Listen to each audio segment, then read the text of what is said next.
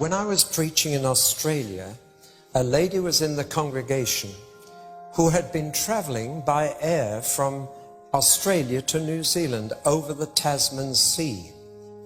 And halfway across to New Zealand, they had run into a violent electrical storm, and the clouds seemed to be on fire with lightning all around the aircraft. And she was quite frightened. And the plane was being tossed around with the wind and the air pockets. And the passengers panicked, and they were screaming.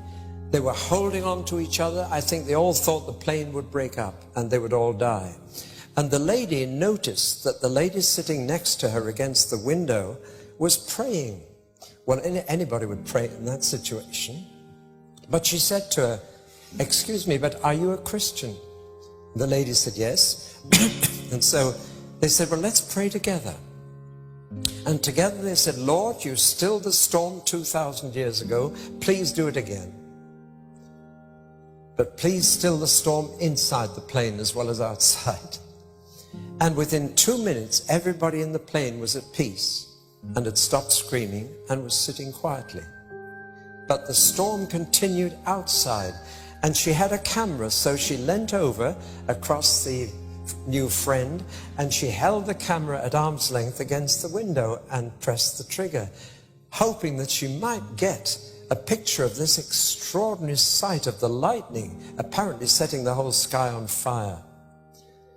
Well, she took the film to be developed in New Zealand after she'd landed safely, because as soon as she took the photograph, the storm outside stopped as well.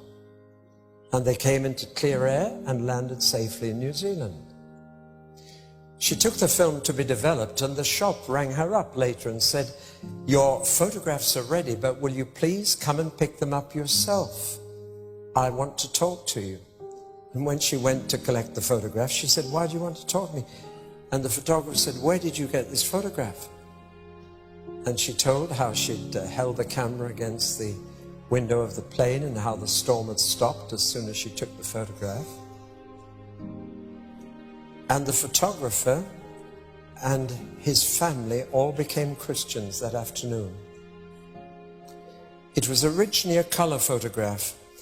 I've only managed to get it on black and white in this transparency, but this was how the photograph turned out. I don't think you'll be able to see the face. You will one day. But that was what the camera saw. She didn't. A figure in perfect peace, in control of the situation. I have only once in my life had the sheer privilege of having a vision of Jesus. I saw him. I can't describe his face to this day. But just to know that he was there and he was real. But one day we shall see him and see his face, and we shall be like him, for we shall see him as he is. Well, John had that vision, but it was frightening, as I told you last night. He fell in a dead faint, and a well-known voice said, "Don't be afraid. I was dead, and now I am alive forevermore."